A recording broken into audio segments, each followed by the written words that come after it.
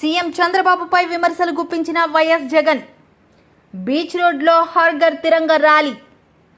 మాజీ మంత్రి జోగి రమేష్పై కక్ష సాధింపు చర్యలు. వైఎస్ఆర్సీపీ నేతలే టార్గెట్గా టీడీపీ కక్ష సాధింపు.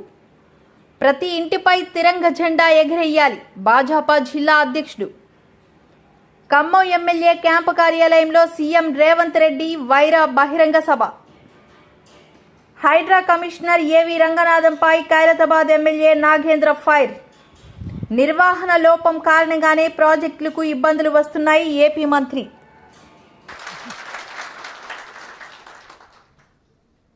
ఎందుకనంటే చంద్రబాబు నాయుడు గారి క్యాంపెయిన్ కూడా మనం చూసాం. జగన్ ఏమో పలావ్ ఇచ్చాడు, బాగానే చూసుకున్నాడు. కానీ చంద్రబాబు నాయుడు బిర్యానీ పెడతానన్నాడు. తీరా చూసేసరికి పలావు పోయింది, బిర్యానీ పోయింది, పస్తు పండుకోవాల్సిన పరిస్థితిలో ఈ పొద్దు మేము ఉన్నాము అని చెప్పి ప్రజలందరూ కూడా అనుకుంటా ఉన్న పరిస్థితిలో ఈరోజు రాష్ట్రాన్ని చూస్తూ ఉన్నాం. ఈరోజు వైఎస్ఆర్ కాంగ్రెస్ పార్టీయే, మన పార్టీయే అధికారంలో ఉంటే ఈ పార్టీకే మీ జగన్ రైతులందరికీ రైతు భరోసా ఇచ్చేసిండు. ఈ పాటికే రైతు భరోసా సొమ్ముతో వ్యవసాయంలో రైతులందరూ కూడా చక్కగా వ్యవసాయం చేసుకుంటూ కనిపించుండేవారు.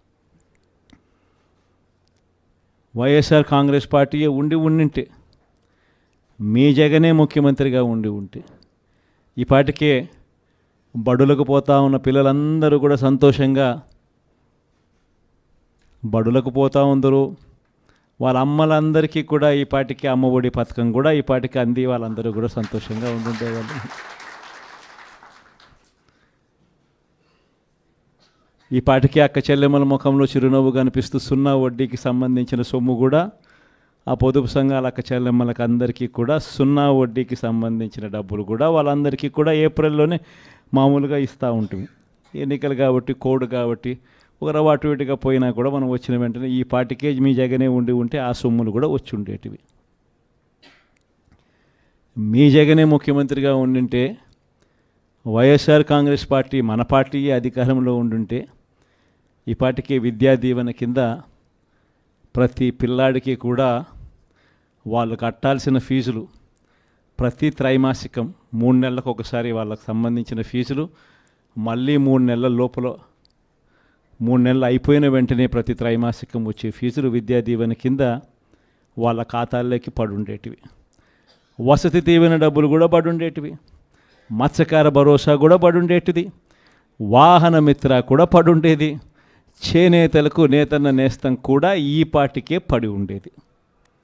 ఇది మన 5 ఏళ్ల చరిత్ర చూస్తే ప్రతి సంవత్సరం మనం ఈ ఆగస్టు నెలాఖరు లోపల ఇవన్నీ కూడా రొటీన్గా సాదాసీదాగా మామూలుగా ఎవరు చుట్టూ తిరగాల్సిన అవసరం లేకుండా మామూలుగా జరుగుతూ పోయేటివి. ఈరోజు ఒక్క జగన్ లేకపోవడం, ఒక్క వైఎస్ఆర్సీపీ ప్రభుత్వం లేకపోవడంతో ఈరోజు రావాల్సినవి ఏవి కూడా రాకపోగా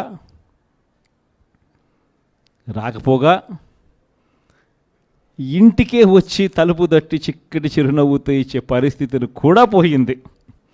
బియ్యం అయితేనేమి, పెన్షన్లు అయితేనేమి, అయితేనేమి వీళ్ళంతా కూడా ఇప్పుడు జన్మభూమి కమిటీల చుట్టూ లేకపోతే తెలుగుదేశం పార్టీ నాయకుల చుట్టూ వాళ్ళ ఇళ్ళ చుట్టూ తిరగాల్సిన పరిస్థితి మళ్ళా కనిపిస్తూ ఉంది. ఇచ్చిన ప్రతి మాట కూడా మోసం చంద్రబాబు నాయుడు చేస్తూ ఉన్నది అనేది తేట తెల్లంగా తెలిసిపోయే విధంగా తన పాలన సాగుతూ ఉంది. ప్రతి అడుగులోనూ మోసమే కనిపిస్తూ ఉంది. పిల్లలకైతే మొన్నటిదాకా ఇంగ్లీష్ గవర్నమెంట్ బడులలో టోఫుల్ ఒక పీరియడ్గా బోధన జరుగుతూ ఉండేది.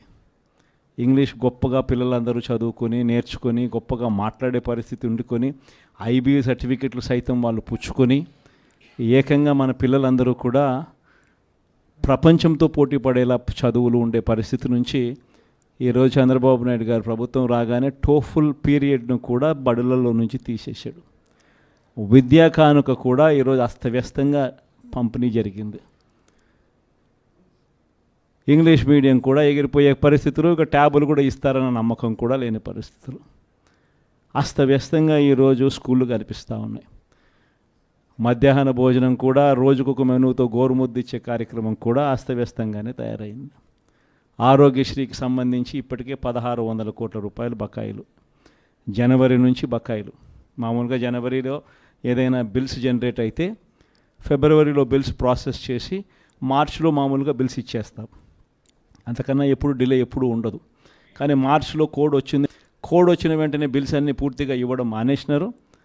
పూర్తిగా అప్పటి నుంచి ఇప్పటిదాకా రూపాయి ఇచ్చిన పాపాన పోల.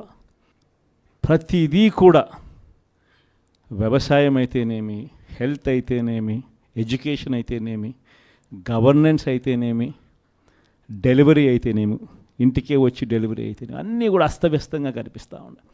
లా అండ్ ఆర్డర్ అయితే పూర్తిగా రెడ్ బుక్ పాలన జరిగిపోతూ ఉంది. అసలు లా అండ్ ఆర్డర్ ఉందా లేదా అనేది కూడా నమ్మకం కూడా ఎవరికి కలగడంలా. ఇష్టం వచ్చినట్టుగా ఎవరికి గ్రామంలో కక్షలు ఎవరికి ఉన్నా కూడా వాళ్ళ కక్షలు తీర్చుకునే దానికోసం వీళ్ళు చంద్రబాబు నాయుడు గారి ప్రభుత్వం సపోర్ట్ చేస్తూ ఉండడం ఇవే జరుగుతూ ఉన్నాయి. ఇంతటి దారుణంగా ప్రభుత్వంలో పరిపాలన సాగుతూ ఉంది.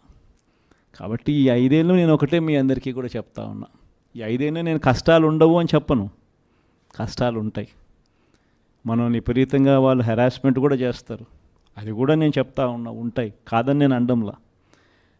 ఇన్ఫ్యాక్ట్ నా పరిస్థితి మీ అందరికీ కూడా తెలిసే ఉంటుంది. 16 నెలలు నన్ను జైల్లో